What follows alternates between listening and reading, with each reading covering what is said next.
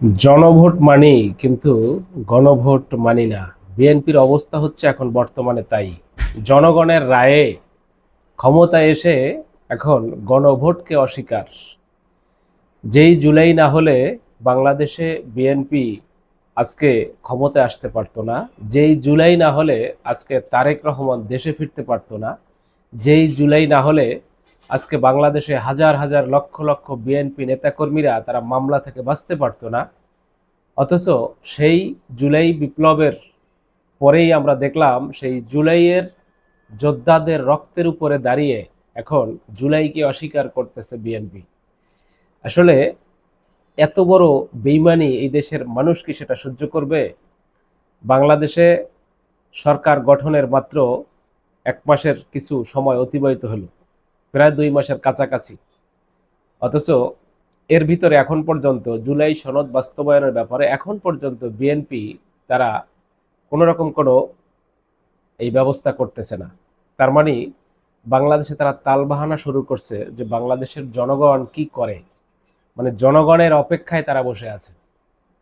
আসলে বাংলাদেশে জনগণ যখন ঠিকই তাদের সিদ্ধান্ত জানাবে তখন আর বিএনপি তারা এই রাষ্ট্র ক্ষমতায় থাকতে পারবে না। অবস্থাটা এরকম হবে। তার মানে বাংলাদেশে বিএনপির ভবিষ্যৎ অন্ধকারের দিকে তারা নিজেরাই নিয়ে যাচ্ছে। যেই জুলাইকে অস্বীকার করলে আজকে বিএনপির অস্তিত্ব থাকে না। আজকে যদি বাংলাদেশে জুলাই না হতো তাহলে তারেক রহমান দেশে আসতে পারতো? পারতো না। বেগম খালেদা জিয়া মুক্ত হইতে পারতো? পারতো না। বেগম খালেদা জিয়ার মৃত্যুর পরে আজকে এই বাংলাদেশে বিএনপির অস্তিত্ব থাকতো কিনা এটাও সন্দেহ। যদি আজকে জুলাই না হতো আর বেগম খালেদা জিয়া যদি মৃত্যু হইতো, শেখ হাসিনা যদি এখন ক্ষমতায় থাকতো, 29 সাল পর্যন্ত 5 বছরে বিএনপির দফা রফা শেষ হয়ে যেত। অথচ এই জনগণের সাথে জনগণের ভোটে একই দিনে একই অন্তর্বর্তীকালীন সরকারের অধীনে 2টা নির্বাচন হলো, যেখানে তারা একটা নির্বাচনকে বৈধতা দিচ্ছে, অপর গণভোটকে তারা অস্বীকার করতেছে। মানে যতটুকু তাদের সংবিধানে দোহাই দিয়ে যতটুকু তারা তাদের পক্ষে যায় ততটুকু তারা সেটা গ্রহণ করতেছে, আর যেটা তাদের বিপক্ষে যায় সেটাতে এখন এই সংবিধানের দোহাই দিয়ে তারা তাইরে নাইরে তালবাহানা শুরু করেছে। আসলে এই জেনজি কি চায় সেটা গতকালকে আমরা দেখলাম যে হাসনাত আবদুল্লাহ সহ এই যে হান্নান মাসুদ গতকালকে তারা কিন্তু জানাই দিয়েছে। গতকালকে হান্নান মাসুদ বলছে যে এই জেনজি তারা 72-এর সংবিধান, জং ধরা সংবিধান চায় না।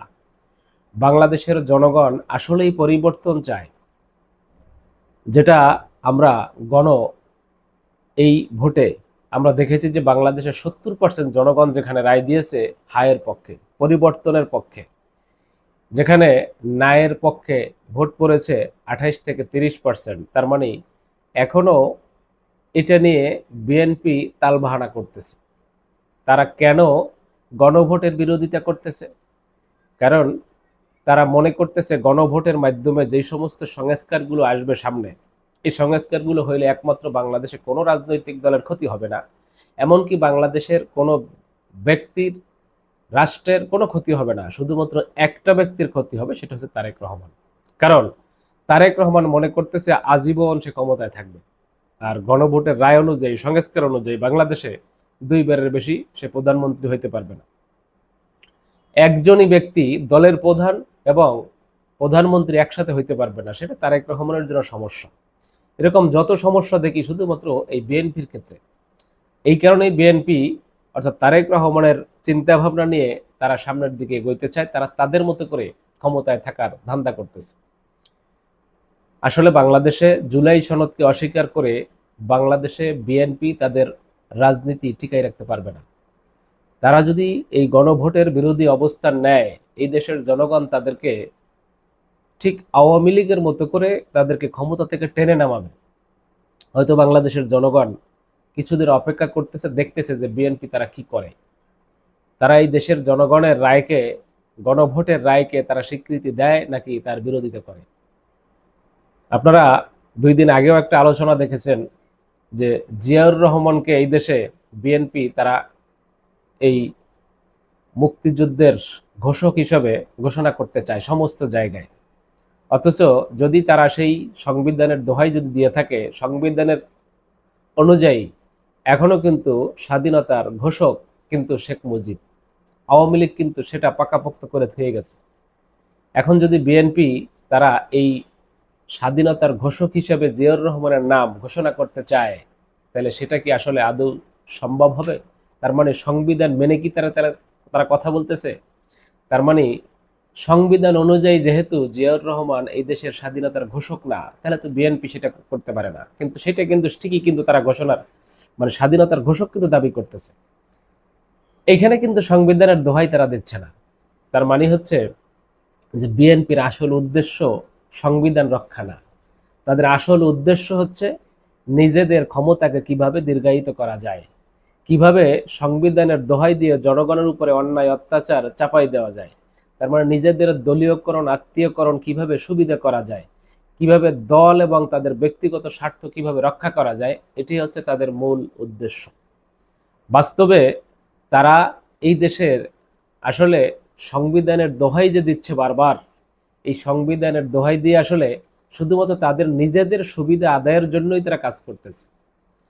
তবে বাংলাদেশের জনগণ হয়তো সেটা বেশি দিন অপেক্ষা করবে না। যদি বিএনপি অতি দ্রুত এই সংবিধানের ক্ষেত্রে অর্থাৎ সংবিধান সংস্কার, জুলাই সনদ, গণভোট এটার যদি পক্ষে তারা না আসে, তাহলে বাংলাদেশের জনগণ অবশ্যই নিজেদের অধিকার নিজেরা কিভাবে আদায় করে নিতে হয় এটাই বাংলাদেশের জনগণের খুব ভালো করে জানা আছে। 17 বছরের দীর্ঘদিনের রাষ্ট্র ক্ষমতায় থাকা আওয়ামী লীগ 17 দিনের আন্দোলনে কিন্তু তাদের পতন হয়েছে। এখন বিএনপি আওয়ামী লীগের চাইতে কিন্তু শক্তিশালী অবস্থানে এখন পর্যন্ত যাইতে পারে নাই। বিএনপি যদি মনে করে আমরা আওয়ামী লীগের মতো স্টাইলে এই দেশে রাষ্ট্র পরিচালনা করব, আওয়ামী লীগের মতো এখানে দীর্ঘদিন আমরা ক্ষমতায় থাকব, আওয়ামী লীগের মতো দলীয়করণ আত্মীয়করণ করে বাংলাদেশটাকে তাদের মতো হাতের গ্রিবে নেবে, এটা আসলে আদৌ সম্ভব না। কারণ বাংলাদেশের জনগণ এই বিপ্লবের স্বাদ কিন্তু একবার পেয়ে গেছে। যে জাতি একবার বিপ্লবের স্বাদ পেয়ে যায়, সেই জাতি বারবার বিপ্লবের জন্য তারা প্রস্তুত থাকে।